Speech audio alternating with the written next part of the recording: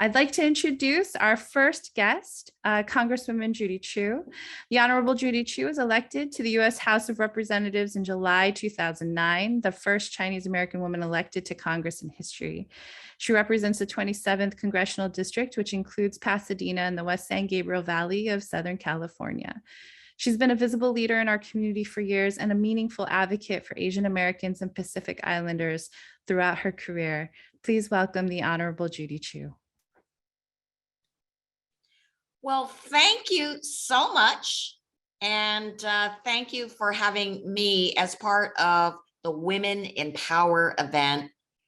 I certainly appreciate your Executive Director, Nancy Yap, and Cause for hosting today's event.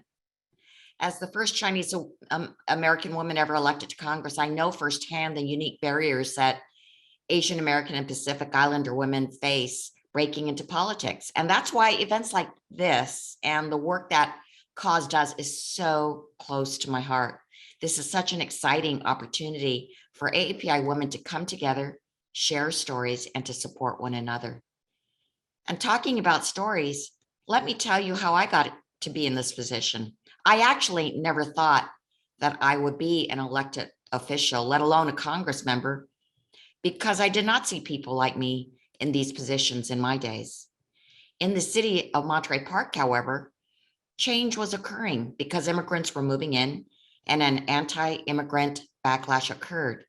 There was a loud group of longtime residents that resented the new immigrants. They wanted English only on the signs in the city and only English books in the library. The last straw was when there was a resolution passed by the city council saying that only English should be spoken in the city. Well, when the English only resolution passed, people said enough is enough. And in fact, I joined a multi-ethnic coalition to fight this resolution. Together, we gathered thousands of signatures on petitions. The pressure was enough to get the resolution overturned. But it became apparent that the makeup of the city council did not reflect the people who lived in it. So I ran for the city council to be a new voice, a voice that would work to bring the community together. I won that election and spent the next 13 years on the council working to build a more inclusive city, including serving as mayor 3 times. Then a vacancy occurred for the state assembly seat in my district. But when I decided to run, I was quickly blocked by the Old Boys Network. You see, the establishment chose their male candidate. Because of their powerful backing, the Speaker of the Assembly at that time did not support me either. Things looked bleak. But then there was a turning point in my campaign, and I remember it well. It was the moment that a mentor came to help me. It was when then Congresswoman Hilda Solis decided to support me. You see, when she ran for Congress, she had gone against the establishment herself. She ran against an entrenched longtime male incumbent, and she faced many naysayers in her campaign. But she persevered. And in one of the most memorable campaigns in Los Angeles history, she won. She never forgot what it took to win. And when she supported me, it turned everything around and I won the state assembly seat. Then 8 years later, an unexpected thing happened. President Obama made the lightning bolt of an announcement that he was selecting Hilda Solis as the Secretary of Labor. It opened up the congressional seat. I ran for it, and on July 14, 2009, I won. What was even more amazing was the next day when President Obama called me from the White House to congratulate me on becoming the first Chinese American woman elected to Congress in history. What did I learn from this experience? Well, for one thing, find a mentor, somebody who believes in you and will help you. I found one with Hilda Solis, and it made all the difference in the world. And by making these connections here in Cause, you're already on the path. The other element that I would say to getting in this position that I would advise you is to get the skills that you need to become a leader. Those skills are to speak, to network, to lead meetings. I mean, you never know when the opportunity will present itself to make that move up. I didn't know that the congressional seat was going to open up, but I tell you, By the time it did, I was ready. There were barriers that I did face. And so many of the barriers that I did face are still present. But AAPI women have made so much progress. And my hope is that the path forward for all of you is easier. 35 years ago, when I was just getting my start in politics, only 24 women served in Congress. And that's counting both the House and the Senate. Thankfully, so much has changed since then because we've come together, we've organized, and we've broken down so many barriers.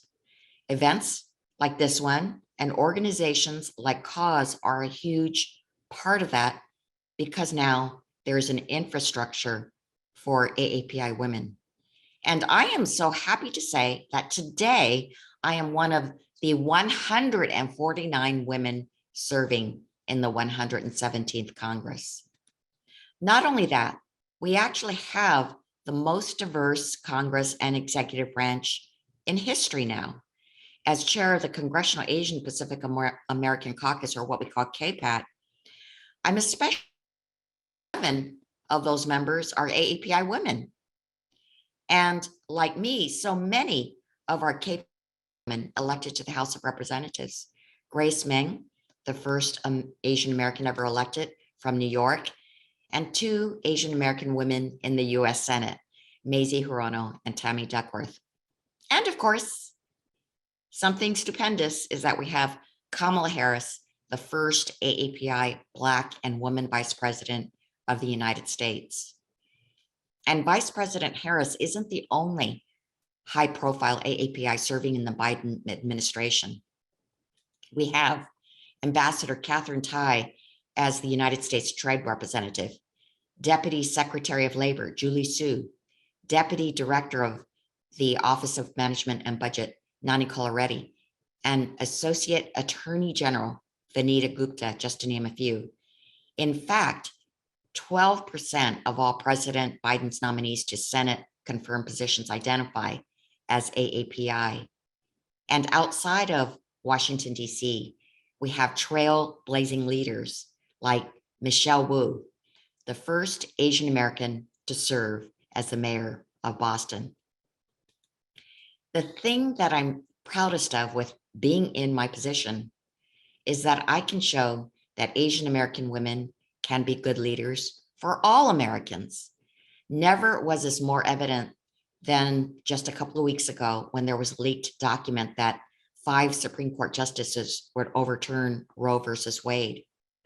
It was as though a bomb was dropped when women realized that their rights could be set back 50 years. Well, I have been the leader of the effort to enshrine Roe versus Wade as the law of the land with my bill, the Women's Health Protection Act. I did get it passed out of the House, and in fact, it was the most supported abortion rights bill that's ever passed out of Congress in history. It is so gratifying to know that women all across America can see that an Asian American woman can be a strong leader to defend their rights to equality and justice. But the most important element to all of this is all of you actively thinking about how you can get involved and how you can make a difference. Of course, one of the most important elements is making sure that we encourage our population, our AAPIs, to vote. When you vote, you have a chance to choose elected officials who you trust to make policy decisions that are in your best interest and that align with your values. It's an incredibly powerful choice and so important when after so many years of being invisible, our votes are starting to count and our voices are finally being heard. And that means that we have the chance to address problems that have been impacting our communities for years. In my time in Congress, I've seen so many pieces of legislation pass or fail because of one member's vote. If you want to have a say in how we address anti-Asian hate, for instance, or the price of housing, or how we support families, voting is the single most powerful thing you can do. For example, last year, members of Congress came together to pass the COVID-19 Hate Crimes Act, which addresses the rising anti-Asian hate in our country. The bill was passed with overwhelming bipartisan support, but it was possible because members had heard from their constituents, especially their AAPI constituents, that combating anti-Asian hate was a priority for them. And so it was a moment when the voice and power of AAPI voters came in loud and clear. The other thing I want to encourage you to do is to get further involved in politics by supporting candidates or running for office yourself. We need more AANHPI women in politics, and you could be the person who makes the difference.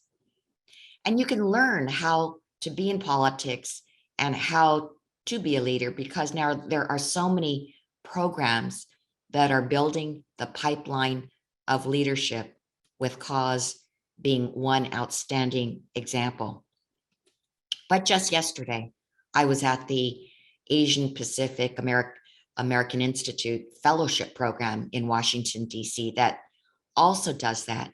That, by the way, was started by Congressmember Norm Mineta 20 years ago because he felt it was so important to build that pipeline. And I was so impressed by the young AAPIs that have come out in the 20 years since, learning about and navigating through government and learning how to be leaders. We are already seeing the benefits of the fruits of our labors in building that pipeline as they take leadership positions. Well, we need your leadership because we have still so much work to do to achieve equitable representation, and there are still so many more barriers to break. So I encourage all of you to use the lessons you learned through cause, not only to empower yourself, but to uplift other AAPI women around you. Thank you all for being here, and I wish you all a very happy Asian Pacific American Heritage Month. Thank you so much, Congresswoman Chu, and for all of those words and reminders of also just how many women firsts that we've seen in this last few years, and just also that there's support for folks who are interested in being more engaged and in running for office. I want to take this moment to invite any of the fellows from our Leadership Institute program to ask any questions by raising their hands. And then they can go ahead and turn on their camera. Is there anyone who has a question for the Congresswoman? Benjamin, go ahead and turn on your camera and go ahead and ask your question. Congresswoman, thank you so much for coming here today. I'm actually a constituent in the city of San Gabriel. I wanted to ask, what are some of the biggest barriers that you faced when it comes to organizing and trying to mobilize the AAPI community? So 70% of our population is comprised of immigrants. That actually is far higher a percentage than for Latinos or for their other populations. So what that means is that we have many in our communities that are new to this system, that are new to things like the conventions of voting or how to vote. We also have a high degree of people that are limited English proficient. 1/3 of our population is. So what that also means is that we need to ensure that materials that are essential for them are translated, including voting materials.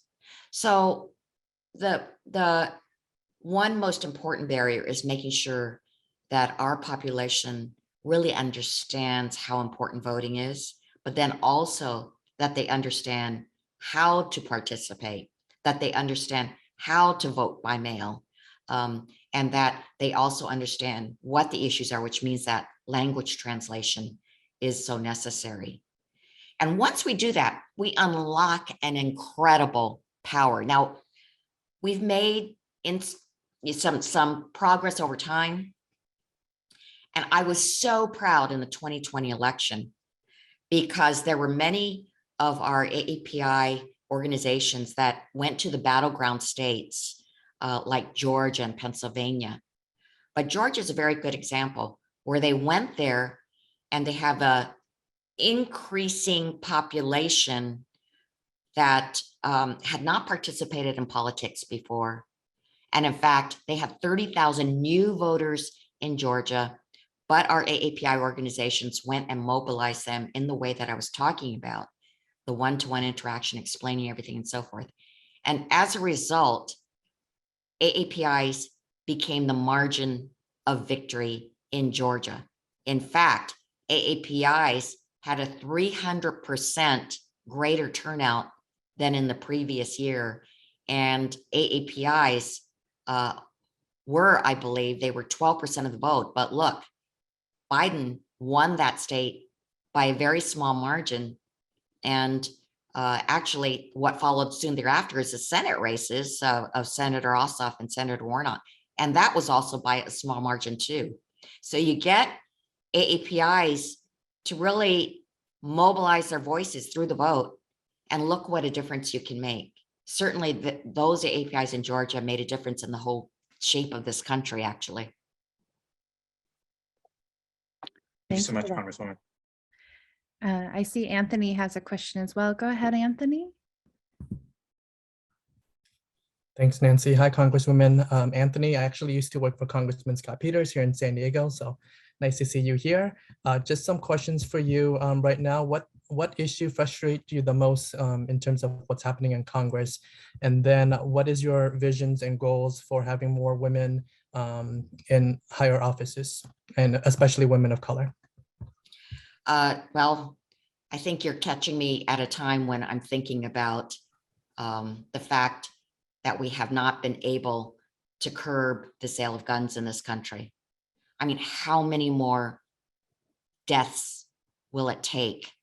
Of course, the AAPI community has been terribly harmed by this too, because it was only a year ago when a shooter bought the gun the same day, didn't even have to wait for any kind of background check, went to an Asian spa where he knew that there would be Asian women, traveled 27 miles to 2 more Asian spas, where he, of course, also knew there would be Asian women, and shot inside of all those spas, killing 8 people, with 6 of them being Asian women.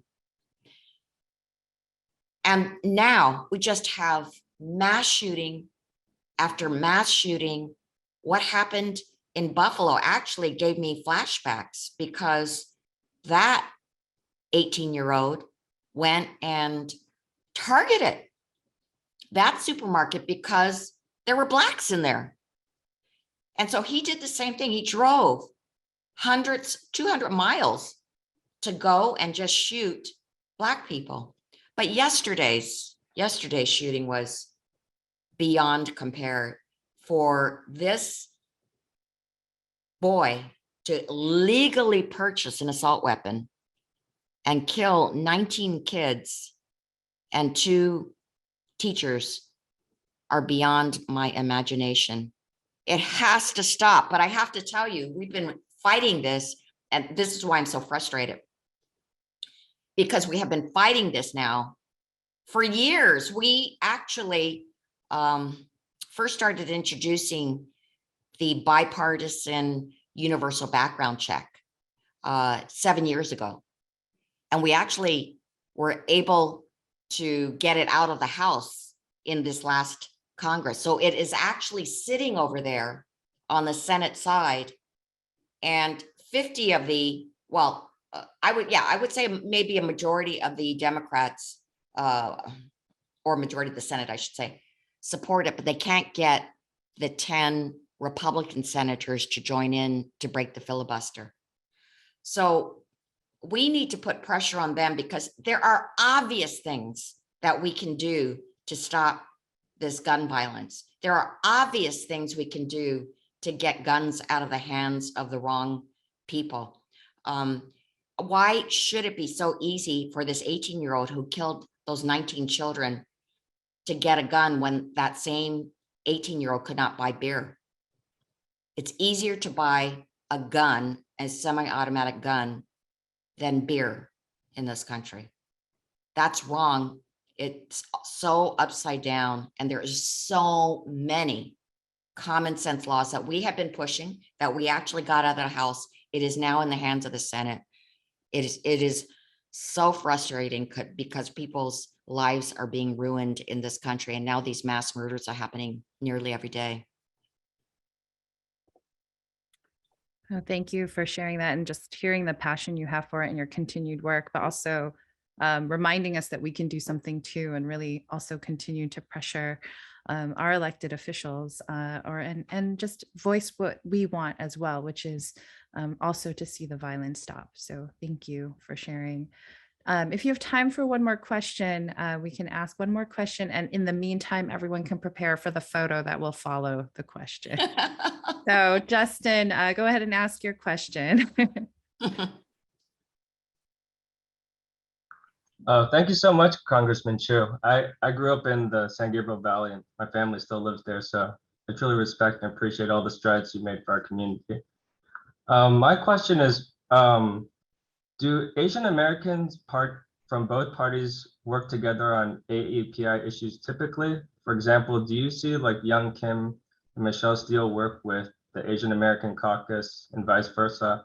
And if not, how do you imagine we can help bridge this gap so that both parties can work together towards the common goal of helping out AAPIs?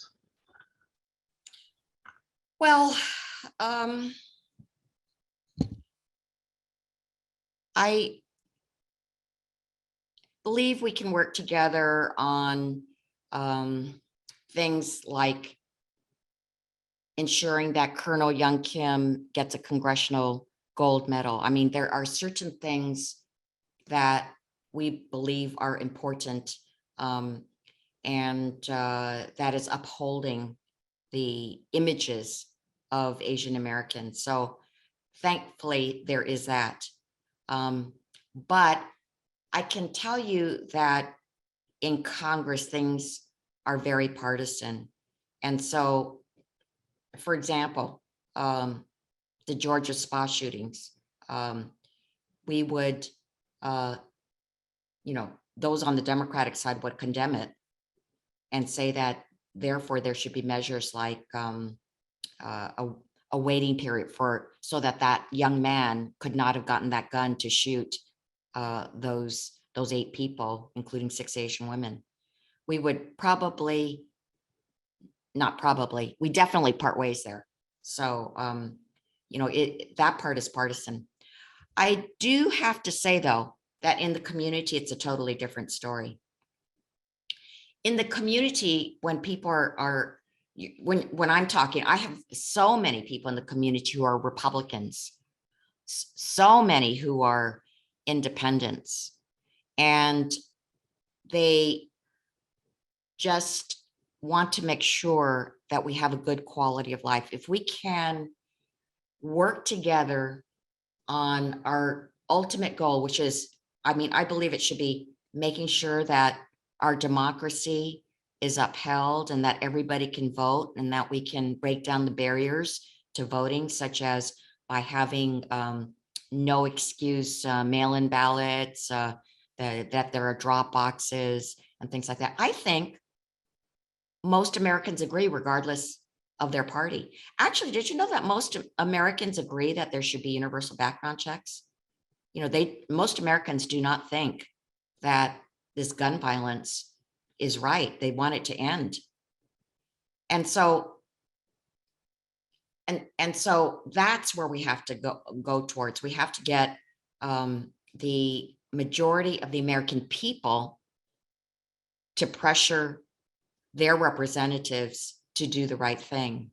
And that's where the change will happen. Thank you so much, Congressman Chu. Thank you. And thank you for even sharing that story about how you interact with folks who may be on a different party side, but still want that quality of life in our communities. I think that's meaningful and part of the reason many of us want to be involved in our local government. And so thank you for sharing that story. Great. Thank you so much for sharing all of your insights and your advice with our fellows here today. And thank you for spending time with us. We're looking forward to doing more together and just engaging in more discussions around how to get voter turnout out there, because we know it's an important election year. So thank you so much for your time. Thank you. And thank you all for participating in this wonderful program. Oh, Hwang, my good friend.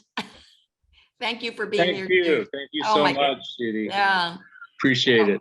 Of course, of course. Okay, thank you. Bye. Thanks, everyone. Bye. Bye.